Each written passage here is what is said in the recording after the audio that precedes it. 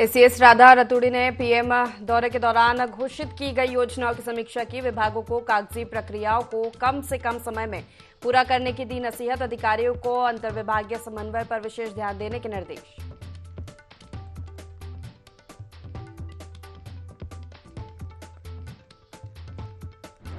Polytechnic छात्रों को किया राज्यपाल ने सम्मानित। कहा, तकनीकी शिक्षा के क्षेत्र में बढ़ रहा प्रदेश, आने वाला दशक उत्तराखंड का।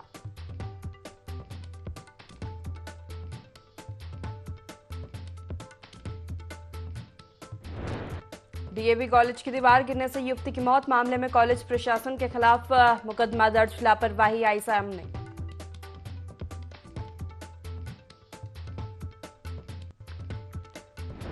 रुड़की में ऊर्जा विभाग की राजस्व वसूली टीम से हुई अभद्रता। आरोपियों पर कार्रवाई की मांग को लेकर अधिकारियों और कर्मचारियों ने दिया धरना। पुलिस की कार्यप्रणाली पर भी उठाए सवाल।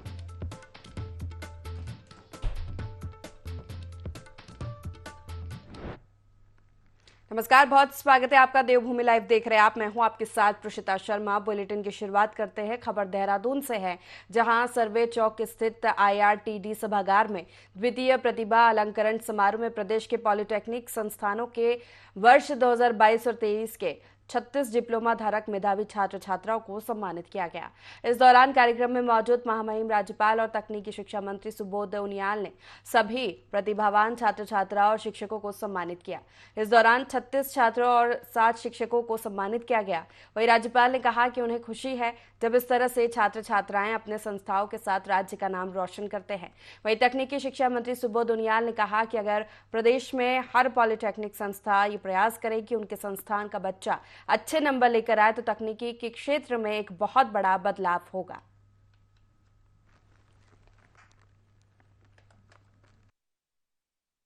विगत 2 वर्षों से ये दूसरा अलंकरण समारोह और तकनीकी शिक्षा विभाग ने अपने डिप्लोमा होल्डर्स को अंदर एक बढ़ा हुआ आत्मविश्वास के साथ जाए।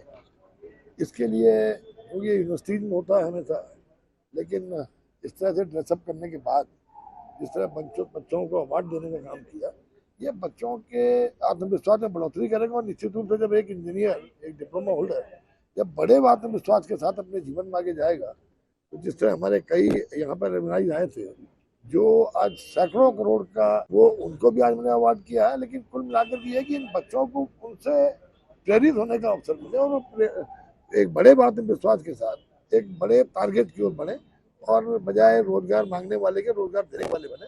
यही उद्देश्य से हम लोग लगातार तकनीकी शिक्षा विभाग में तमाम कोशिश कर रहे हैं सुधार की। आज का जो इवेंट था, सच कहूं तो प्रतिभा की पूजा की है, लेकिन उससे भी ज्यादा आज हमने टेक्नोलॉजी को, पॉलिटेक्निक्स को और हमारे टेक्निकल एजुकेशन को एक बहुत बड़ी प्रायोरिटी और सम्मान दिया। आज जितने भी छात्र छात्रियां हैं जिन्होंने प्राप्त की है, उनको गोल्ड मेडल से नवाजा गया है। उनके साथ उनको शिक्षकों को भी, और सबसे जो टचिंग बात, ये जो अलुमनी हैं जो हमारे पॉलिटेक्निक से पहले पढ़े हैं और आज के दिन में इंडस्ट्री के अंदर में, मैन्युफैक्चरिंग, प्रोडक्शन के अंदर में इतना अच्छा कार्य कर रहे हैं, उनको भी सम्मान। विशेष सत्र न्यायाधीश बागेश्वर आर के खुलवे की अदालत ने चरस तस्करी के दोषी को 10 साल की सजा सुनाई है। आरोपी को 1 लाख रुपए का अर्थदंड भी लगाया गया है। आरोपी भगत सिंह दानू कपकोट तहसील के वाछम गांव का निवासी है। आरोपी के पास से ग्राम चरस बरामद की गई थी।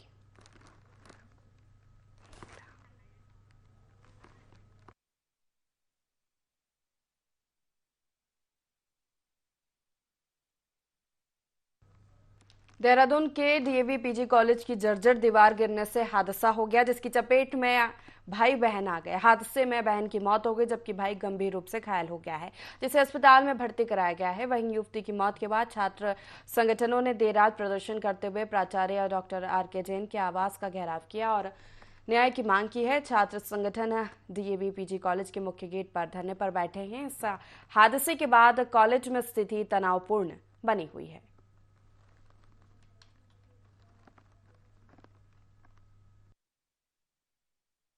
लापरवाही कर रहे थे, क्योंकि इन्हें इस चीज़ का डर शायद से ना हो, क्योंकि इनके खुद के बच्चे हाई प्रोफाइल लोग हैं, इनकी सैलरी जो है जहाँ 1.5-2 लाख रुपए, तो ये कभी इस चीज़ में ध्यान देंगे नहीं और उन्हें माननी पड़ेगी जब तक कॉलेज बंद रहे।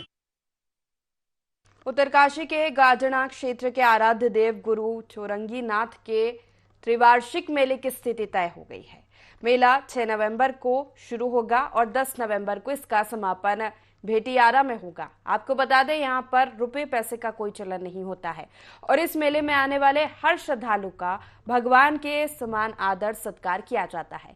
इस मेले में देवता भक्तों को कंडाली से आशीर्वाद देते हैं। गाजणा क्षेत्र के चौरंगी देवता पर करोड़ों लोगों की आस्था है और इसीलिए इस त्रिवार्षिक मेले में दूर दूर से भक्त आते हैं। जो हमारे गुरु चौरंगी आराध्य देवता है, उनका आज चरोड़ में हमारा मेला होता है। और जो चरोड़ में मेला होता है 3 मेले होते हैं और उसके बाद हमारा जो तय होता है, आज हमारा जैसा तय हुआ है कि हमारा जो मेला है, जो चौरंगी मेला होता है, वार्षिक मेला होता है, वो मेला हमारा ये लगाओ कि 6 तारीख नवंबर और 20 गति कार्तिक से शुरू होगा और 10 तारीख तक चलेगा, जो कि 5 गांव लगातार चौंडियाट गांव, दिखोली, सौड़, लोदाड़ा और भिटियारा तक चलेगा।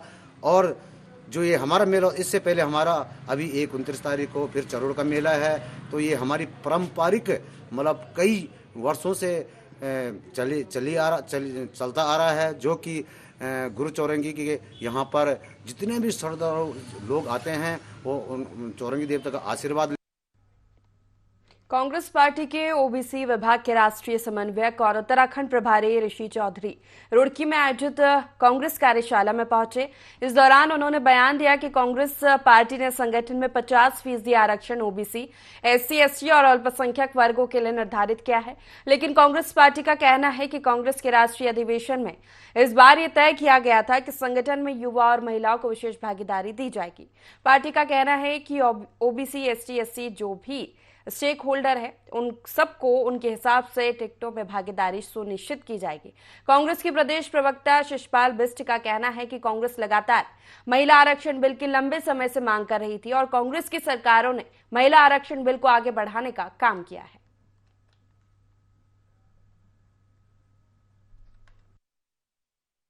कांग्रेस के राष्ट्रीय अधिवेशन में इस बार तय किया गया था कि इस समय संगठन में या टिकटों में जो है युवाओं को विशेष भागीदारी दी जाएगी, महिलाओं को भागीदारी दी जाएगी, ओबीसी, एससी, एसटी जो भी स्टेक होल्डर हैं सबको जो है उनके हिसाब से जो भी उनकी भागीदारी बनती है निश्चित तौर पर दी जाएगी। और कांग्रेस पार्टी, आपने देखा महिला आरक्षण बिल आया, हमने उसकी लंबे समय से मांग की थी, कांग्रेस की सरकारों ने उसको आगे बढ़ाने का भी काम किया था।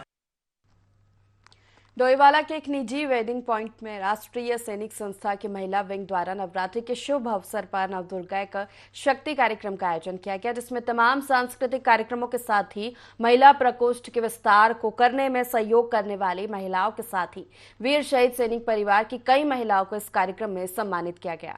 कार्यक्रम में महिला विंग राष्ट्रीय सैनिक संगठन की प्रदेश अध्यक्ष सीमा त्यागी और कोऑर्डिनेटर श्वेता राय तलवार ने कार्यक्रम के बारे में जानकारी देते हुए बताया कि कार्यक्रम का मुख्य उद्देश्य प्रदेश में राष्ट्रीय सैनिक संस्था की महिला विंग को आगे बढ़ाना और प्रत्येक सैनिक परिवार की महिलाओं को इस संस्था से जोड़ना है।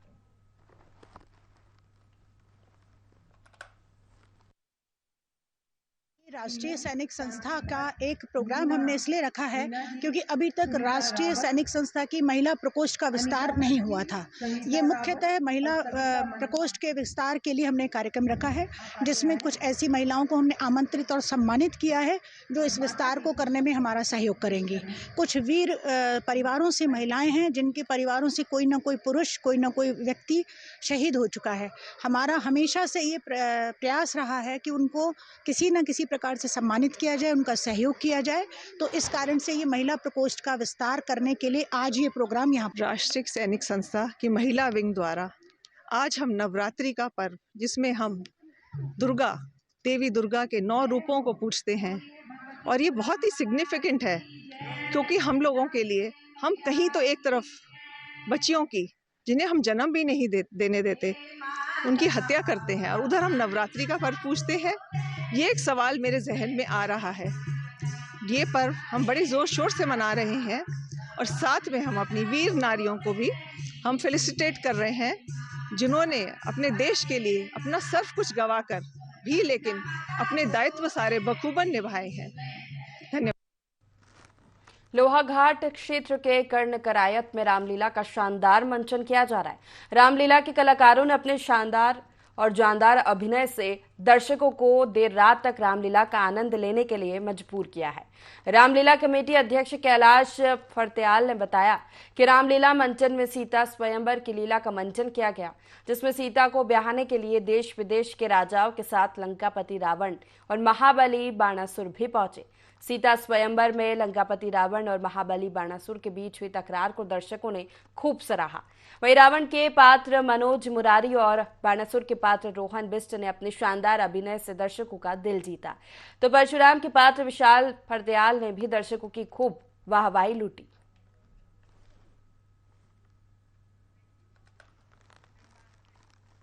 रुड़की में पुलिस की कार्यशैली से नाराज बिजली कर्मचारियों ने विद्युत वितरण मंडल कार्यालय पर अनिश्चितकालीन धरना शुरू कर दिया है। कर्मचारियों का कहना है कि चेकिंग के दौरान विभागीय कर्मियों और अधिकारी के साथ मारपीट और अभद्रता की जाती है। वे पुलिस आरोपियों के खिलाफ कोई कार्रवाई नहीं कर रही है।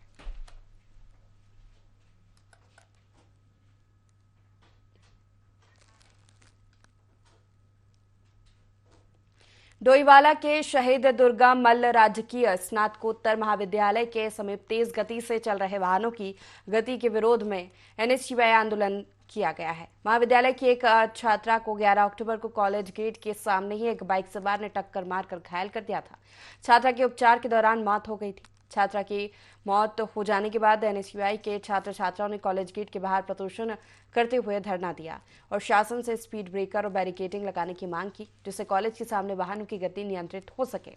एनएसयूआई के छात्रों का कहना है कि यदि जल्द उनकी मांगे नहीं मानी गई तो वे अब उग्र आंदोलन को मजबूर होंगे। धरना प्रदर्शन की सूचना पर डोईवाला की पुलिस मौके पर पहुंची और छात्र छात्राओं को कार्रवाई का आश्वासन दिया।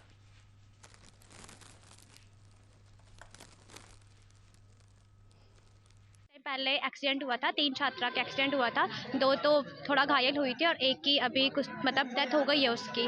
तो फिर हमारी यही मांग है कि हमने 12 तारीख को ज्ञापन दिया था, पुलिस चौकी में भी दिया था, यहाँ तहसील जाके भी दिया था, इवन हमने यहाँ प्रिंसिपल को भी दिया था। तो हमारी यही मांग थी या फिर स्पीड ब्रेकर लग जाए यहाँ पे, या तो फिर अगर उसमें तो टाइम लगता है स्पीड ब्रेकर बनने में, तो हमने यही बोला कि बैरिकेड लगवा दो। तो अभी तक वहाँ पे उन्होंने कोई भी स्टेप लिया नहीं। तो हमारी यही मांग है कि जल्दी से जल्द यहाँ पे बैरिकेड लग जाए या स्पीड ब्रेकर बन जाए, और यहाँ पे कैमरा भी होना बहुत जरूरी है, ये चीजें लगनी चाहिए। 11 तारीख को हमारे कॉलेज के सामने एक दुर्घटना हुई थी हमारी बहन की, जो कि अब तो नहीं है। तो हमने 12 तारीख को ज्ञापन दिया था, अपने कॉलेज में एसडीएम मैडम को भी दिया था और प्लस कोतवाली में भी दिया था, ताकि हमारे कॉलेज के सामने बैरिकेड लग जाए, क्योंकि ब्रेकर बनने में तो काफ़ी टाइम लगता है। तो उस दुर्घटना से हमें ब्रेकर बन जाता तो ये दुर्घटना नहीं हो पाती हमारे कॉलेज में।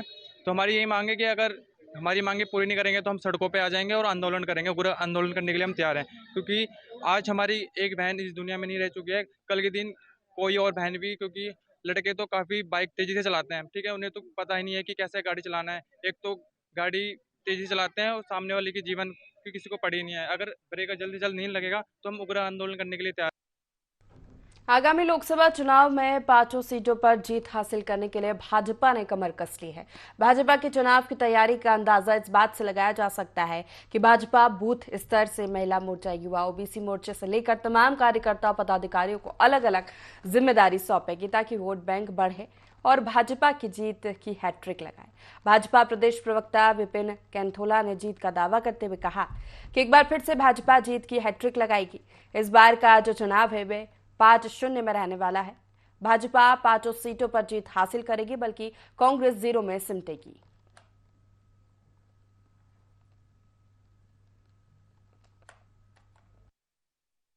जनता पार्टी की रीढ़ की हड्डी संगठन है, कार्यकर्ता है। हम इस समय बूथ कमेटियां बना रहे हैं, पन्ना प्रमुख कमेटियां बना रहे हैं। पन्ना प्रमुखों के साथ किस प्रकार से हम बेहतर तालमेल बूथों में कर सकें, इस पर हमारे मंडल के तमाम कार्यकर्ता लगे हुए हैं, मंडल के पदाधिकारी लगे हुए हैं, मंडल का सत्यापन चल रहा है। तो मैं कह सकता हूं कि जो 5-0 का जो ट्रैक रिकॉर्ड है उत्तराखंड भारतीय जनता पार्टी का, पिछली बार जिस प्रकार से हम 5 सीटें जीते थे और 0 में कांग्रेस थी, इस बार हम हैट्रिक करने जा रहे हैं। और निश्चित रूप से उत्तराखंड की जनता जिस प्रकार से मिथक को तोड़ते हुए उत्तराखंड की जनता ने उत्तराखंड में भारतीय जनता पार्टी की सरकार को दोबारा स्थापित किया। मैं कह सकता हूं कि हम हैट्रिक बनाने जा रहे हैं, फिर से 5-0 होने जा रहा है। भारतीय जनता पार्टी पांचों की पांचों लोकसभा सीट 2024 में जीतने वाली। राजस्थान विधानसभा चुनाव के लिए उत्तराखंड से भीलवाड़ा की मांडलगढ़ विधानसभा सीट के पर्यवेक्षक बनाए गए नीरज त्यागी ने अपनी रिपोर्ट कांग्रेस की राजस्थान प्रभारी सुखविंदर सिंह रंधावा को सौंप दी है। नीरज त्यागी ने कार्यकर्ताओं से 1-to-1 चर्चा की और फीडबैक लिया। नीरज त्यागी ने कहा कि राजस्थान में कांग्रेस को मजबूती मिली है, राजस्थान में फिर से कांग्रेस की सरकार बनेगी।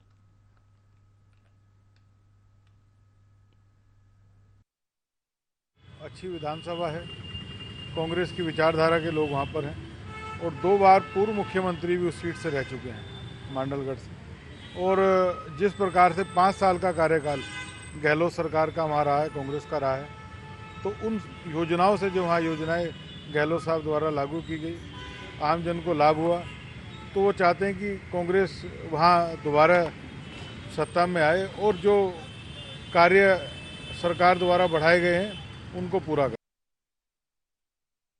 लोहाघाट में गोरखाली समाज ने मां दुर्गा की भव्य झांकी निकाली। कार्यक्रम में भाजपा प्रदेश कार्यकारिणी सदस्य सतीश पांडे मुख्य अतिथि रहे। साथ ही एसओ लोहाघाट मनीष खत्री विशिष्ट अतिथि रहे, जिन्होंने कार्यक्रम की शुरुआत दीप जलाकर की। कार्यक्रम में मां दुर्गा की भव्य झांकी के आगे छलिया नर्तकों ने प्रदर्शनी दी। साथ ही महिलाओं ने भव्य कलश यात्रा निकाली। यात्रा में जहां महिलाओं ने मां दुर्गा के जयकारे लगाए, तो वहीं युवाओं ने दुर्गा माता के भजन गाए। कार्यक्रम में दुर्गा महोत्सव कमेटी के कार्यकारी अध्यक्ष शेखर गोरखा ने बताया कि प्रथम नवरात्र से गोरखा नगर में 10 दिवसीय दुर्गा महोत्सव का आयोजन किया जा रहा है। कार्यक्रम में बच्चों की विभिन्न प्रकार की खेलकूद प्रतियोगिताओं के साथ रात में रंगारंग सांस्कृतिक कार्यक्रमों का आयोजन किया जा रहा है।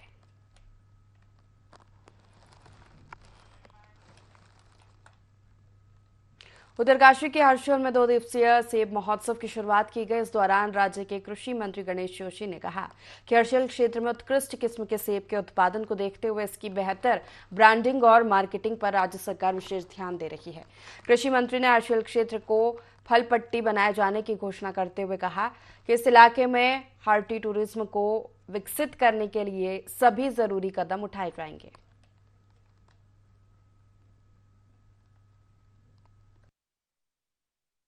कार्यों प्रदर्शनी के लिए बड़ा आभार प्रकट करता हूं कि जैसे हमारे यहां पर सेब की प्रजातियों के लिए अच्छा विकसित किया जा रहा है, उसी तरह जलवायु के आधार पर निचले स्तर पर भी जैसे हमारा टुंडा है, धोंतरी है, गाजना में और भटवाड़ी, ये हमारे बाड़गढ़ी क्षेत्र है, इन स्थानों पर भी प्राथमिकता की जैसी जलवायु के आधार पर फसलों का आगे विकसित हो सके।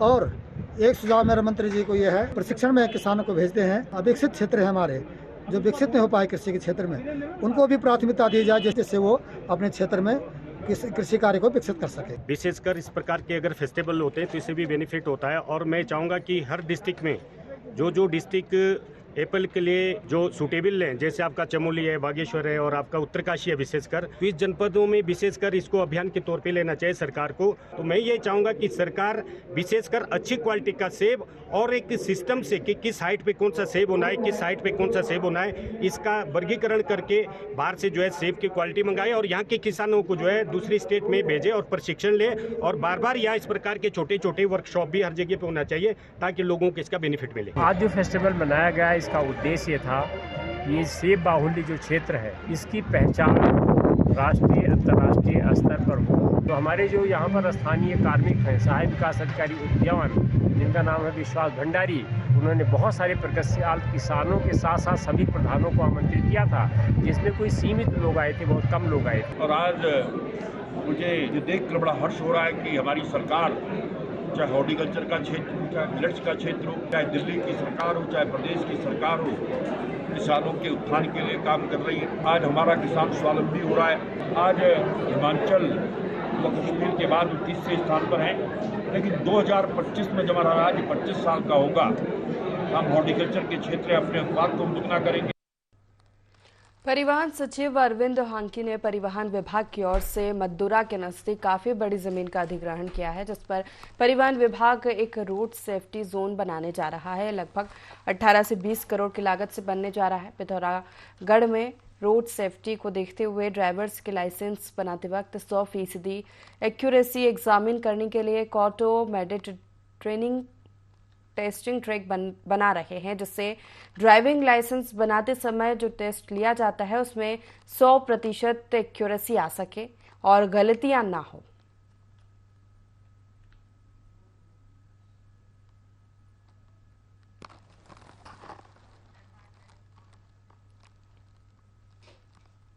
ऑपरेशन प्रहार के तहत सितारगंज कोतवाली पुलिस ने 15 घंटे में ट्रक चोरी का खुलासा किया है। पुलिस ने 2 चोरों को गिरफ्तार किया है, साथ ही चोरी का ट्रक भी बरामद किया है। वहीं एसपी सिटी मनोज कत्याल ने बताया कि ट्रक की चोरी की शिकायत दर्ज कराई गई थी। पुलिस ने सीसीटीवी कैमरे की मदद से आरोपियों को गिरफ्तार किया है।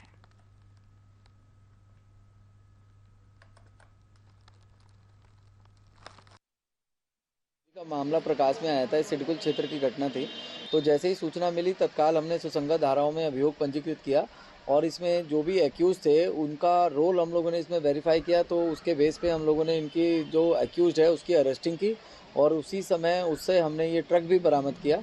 और इस ट्रक से जो पहले हमने इसमें जब इन्वेस्टिगेशन जो अभी तक की है उस इन्वेस्टिगेशन के बेस पे जो ये मेन मुख्य अभियुक्त इसमें जो मेहंदी हसन है, इसकी क्रिमिनल हिस्ट्री भी है और साथ में हम लोगों ने एक और एक्यूज को अरेस्ट किया, उसकी भी हम लोग एंटीसीडेंट्स चेक कर रहे हैं। हम लोग इलेक्ट्रॉनिक सर्वेलेंस और मैनुअल इंटेलिजेंस की सहायता से इसको वर्कआउट किया और चंद ही घंटों में ये गिरफ्तारी और बरामदगी हम लोगों ने की है।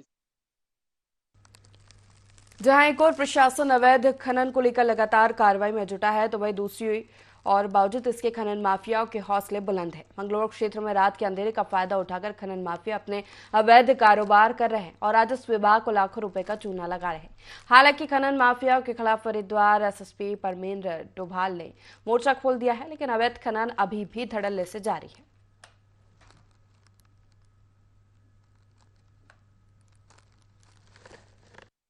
खनन है, हम लोग उस पर ही कार्रवाई कर रहे हैं और इसमें क्योंकि कुछ सरकार के द्वारा कुछ अभी डीएम कार्यालय के द्वारा कुछ पट्टे जो हैं वो स्वीकृत किए गए हैं, उसमें जो निर्धारित प्रक्रिया है उसका पालन किया जाएगा और जो अवैध रूप से खनन किया जा रहा है खासकर रात के समय या अवैध रूप से जो भी खनन होगा उस पर हम पूर्णतः अंकुश लगाएंगे।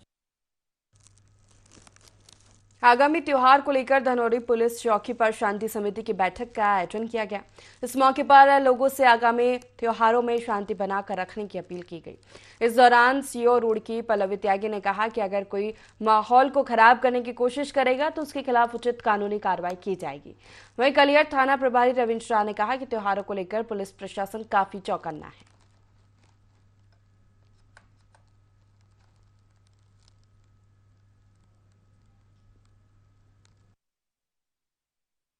आगामी त्योहारों के संबंध में पीस कमेटी की मीटिंग थी, प्लस इसमें जो है हमने नशे के संबंध में लोगों को जागरूक किया है और इसके अलावा लोगों से अपील करी है कि जो आने वाले त्योहार हैं आपस में सौहार्द बना के रखें और जो लोगों की समस्याएं थी वो भी सुनिए, उसके समाधान के लिए उनको बताया गया है कि जो भी उनकी समस्याएं हैं उनमें पुलिस उनको पूरा सहयोग करेगी। नशे के संबंध में हमने लोगों से भी अपील करी है। एक हमारा जिला लेवल पे अभियान चल रहा है जिसमें जो नशा करने वाले लोग हैं उनकी सूची बनाई जा रही है। तो हमने यहाँ हर क्षेत्र के लोग आए थे, तो सभी को ये अपील करी है कि अपने अपने क्षेत्र में जो नशे के आदी लोग हैं उनकी सूची थाना चौकी को उपलब्ध कराएं ताकि हम उनका जो है आगे काउंसलिंग और जो प्रक्रिया आगे होनी है वो कर सकें। और इसी के साथ फिलहाल के लिए देवभूमि लाइव में इतना ही। लगातार खबरों के लिए देखते रहिए ND24। नमस्कार।